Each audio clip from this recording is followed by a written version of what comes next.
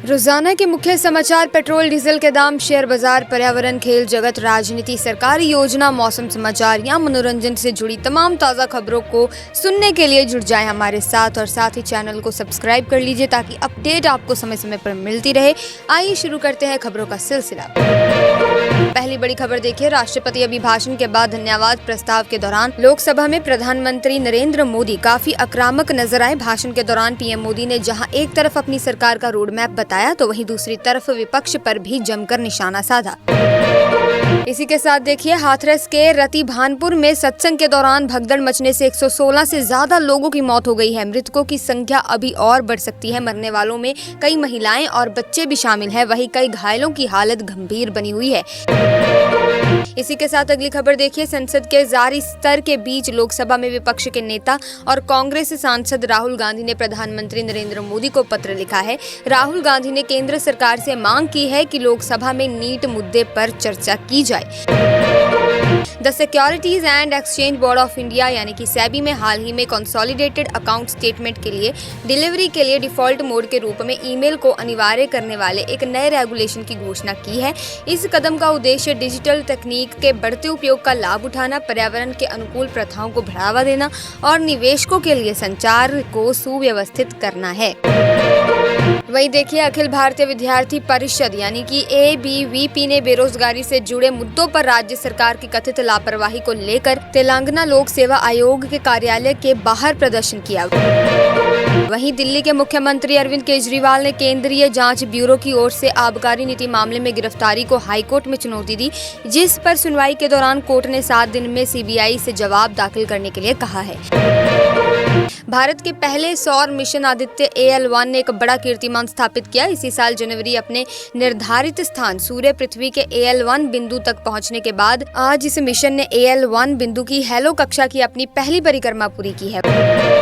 वहीं देखिए, केंद्रीय मंत्री JP नड्डा ने राज्यसभा में कहा कि भारत पहले ही 200 साल तक देश पर राज करने वाला ब्रिटेन को पछाड़कर दुनिया की 5वीं सबसे बड़ी अर्थव्यवस्था बन चुका है और जल्द ही तीसरे स्थान पर भी पहुंच जाएगा।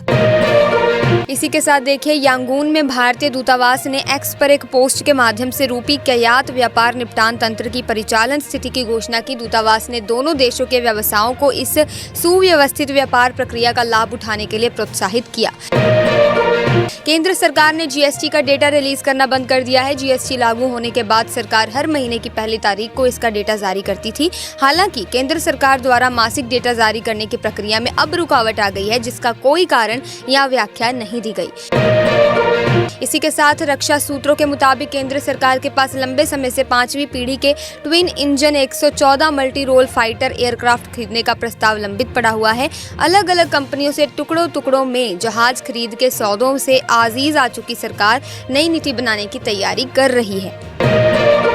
इसी के साथ देखिए, शेयर बाजार के दोनों इंडेक्स ऑल टाइम हाई पर खुले हैं। सेंसेक्स 72.32 अंक की तेजी के साथ 80,013.77 अंक पर कारोबार कर रहा है। वहीं निफ्टी की बात करें तो निफ्टी भी 167.90 अंक चढ़कर 24,291.75 अंक पर ट्रेड कर रहा है।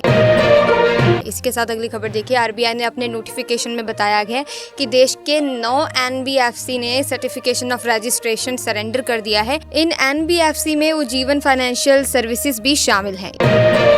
इसी के साथ अगली खबर देखिए, राज्यसभा में मनोनीत सदस्य सुधा मूर्ति ने मांग की है कि कोरोना काल में जिस तरह से टीकाकरण अभियान चलाया गया, उसी तर्ज पर महिलाओं को सर्वाइकल कैंसर से बचाने के लिए टीकाकरण अभियान चलाया जाना चाहिए।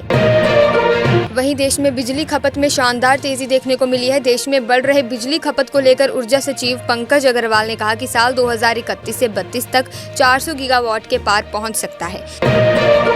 सरकार ने विंडफॉल टैक्स में बढ़ोतरी की है। अब कच्चे तेल पर 3,250 रुपए प्रति टन की जगह 6,000 रुपए प्रति टन टैक्स लगेगा।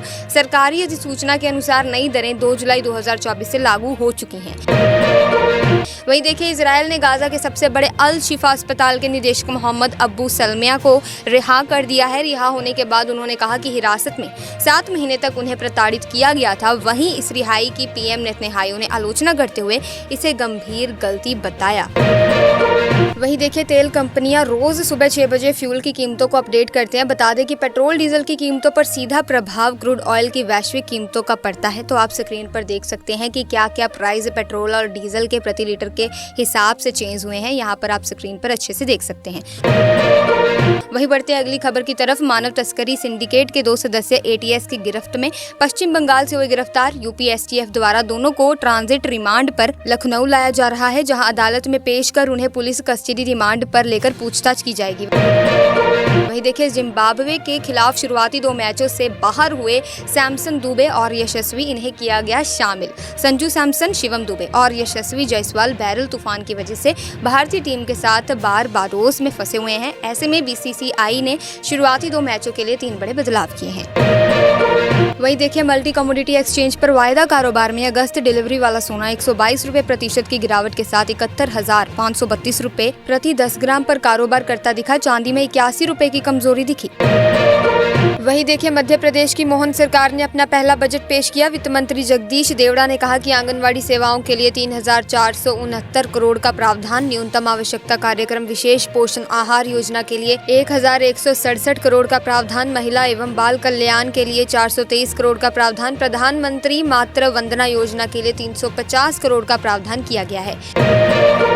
इसी के साथ अगली खबर देखिए। विपक्ष के काफी शोर शराबे के बीच पीएम मोदी ने अपना भाषण जारी रखा। उन्होंने कहा कि 60 साल बाद देश की जनता ने तीसरी बार किसी सरकार की सत्ता में वापसी कराई है, जो असामान्य है। वहीं HSBC Indian services business activity index मई के 60.2 से बढ़कर जून में 60.5 पर पहुंच गया है। परचेजिंग मैनेजर्स इंडेक्स की भाषा में 50 से ऊपर का अंक विस्तार का मतलब है, जबकि 50 से नीचे का स्कोर संकुचन को दर्शाता है। इसी के साथ आबकारी नीति से जुड़े मनी लॉन्ड्रिंग मामले में दिल्ली के पूर्व उप मुख्यमंत्री मनीष सिसोदिया और बीआरएस नेता के कविता वीडियो कॉन्फ्रेंसिंग के जरिए राउज एवेन्यू कोर्ट में पेश हुए।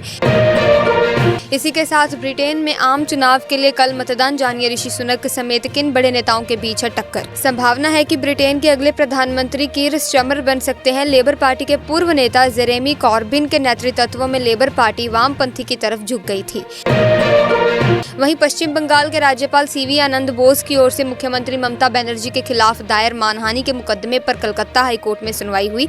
बोस ने 28 जून को बनर्जी के खिलाफ मानहानि का मामला दर्ज कराया था। बिहार में फिर से पुल हादसा। सिवान में बैक टू बैक 3 पुल ध्वस्त। देखते ही देखते पुल नदी में समा गया। दोस्तों, हादसे के बाद कई गांव के बीच आवागमन बाधित हो गया है। इलाके में हड़कंप मच गया है। लोग पुल के निर्माण कार्य पर सवाल उठा रहे हैं। वहीं भारी बारिश में सराज में तबाही। पंडोह डैम के पास हाईवे धंसा। 63 सड़कें ठप। शिमला सहित राज्य के अन्य जिलों में रात से जारी बारिश के चलते 63 सड़कें यातायात के लिए बाधित हो गई हैं। 319 बिजली ट्रांसफार्मर भी ठप पड़ गए हैं। नई दिल्ली में ग्लोबल इंडियाई समिट प्रोग्राम हो रहा है। दोस्तों, इस कार्यक्रम का उद्घाटन केंद्रीय आईटी मंत्री अश्विनी वैष्णव ने किया। इवेंट में केंद्रीय आईटी मंत्री अश्विनी वैष्णव ने एआई को लेकर कई पहलुओं पर बातें रखी। वहीं देखिए दोस्तों, अगली खबर। बंद होने जा रहा भारतीय माइक्रो ब्लॉगिंग प्लेटफॉर्म कू। 4 साल के संघर्ष के बाद लिया फैसला। कू का डेली हंट अधिग्रहण करने वाला था, लेकिन बात नहीं बनी। कू को टाइगर ग्लोबल और एक्सेल जैसे प्रमुख निवेशकों ने $60 मिलियन से अधिक की फंडिंग हासिल करने के बावजूद इसे बंद किया जा रहा है। वहीं ताइवान की एक मछली पकड़ने वाली नाव को चीन ने जब्त कर लिया है। चीनी तटरक्षक ने इसकी जानकारी दी। मिली जानकारी के अनुसार अवैध रूप से मछली पकड़ने का काम किया जा रहा था। भारत के सर्विस सेक्टर की वृद्धि मई के 5 महीने के निचले स्तर से जून में तेज हो गई है। मौसमी रूप से समायोजित HSBC India services business activity index मई में 60.2 से बढ़कर जून में 60.5 हो गया। ये एक्सपेंशन के विस्तार का संकेत है। वहीं मुख्यमंत्री योगी आदित्यनाथ ने हाथरस जिला अस्पताल में भर्ती घायलों का हालचाल जाना। अधिकारियों और पीड़ितों संग बैठक कर हालात का जायजा भी लिया। मुख्यमंत्री ने 2 टूक कहा कि दोषियों को किसी भी हाल में बख्शा नहीं जाएगा, सख्त कार्रवाई की जाएगी। वहीं देखिए, पुंछ में मिले 2 जंग लगे IED। सुरक्षा बलों ने शुरू किया सर्च ऑपरेशन। जम्मू के पुंछ में मनकोट सेक्टर के लिए एक गांव में सुरक्षा बलों ने जंग लगे 2 विस्फोटक उपकरण बरामद किए हैं। इनका वजन 15 किलो और 8 किलो था। वहीं लोकसभा में अपने 8 मिनट के भाषण में ओवैसी ने इजरायल को हथियार देने, मुसलमानों की मॉब लिंचिंग जैसे कई मुद्दे उठाए। उन्होंने हिस्सेदारी के सवाल पर भी सत्ता और विपक्ष को घेरने का काम किया। लोकसभा में राष्ट्रपति के अभिभाषण पर धन्यवाद प्रस्ताव के दौरान बोलते हुए अखिलेश यादव ने एनडीए सरकार और बीजेपी पर जमकर निशाना साधा। अखिलेश यादव ने कहा, होई वही जो राम रची राखा, हम उनका पैगाम लेकर आए हैं जो सबका कल्याण करते हैं। उन्होंने कहा, जो करते थे किसी को लाने का वादा, वो खुद हैं किसी के सहारे का लाचार। वहीं देखिए अगली खबर, सियोल में हुआ दर्दनाक सड़क हादसा, तेज रफ्तार कार ने ली 9 लोगों की जान। लगभग 60 वर्षीय एक व्यक्ति ने ट्रैफिक स्टॉप पर इंतजार कर रहे पैदल यात्रियों पर वाहन चढ़ा दिया। पुलिस का कहना है कि घटना की जांच की जा रही है। इसी के साथ खबरों का सिलसिला यहीं पर समाप्त करते हैं। उम्मीद करती हूँ कि वीडियो आपको इन्फॉर्मेटिव लगी होगी। अगर हाँ तो इस वीडियो को लाइक करें, शेयर करें, चैनल को सब्सक्राइब करके बेल आइकन को प्रेस कर लीजिए ताकि नए वीडियोस की अपडेट आपको मिलती रहे। हम मिलेंगे एक नई वीडियो में नई इन्फॉर्मेशन के साथ। तब तक के लिए हमें दीजिए इजाजत। Thanks for watching.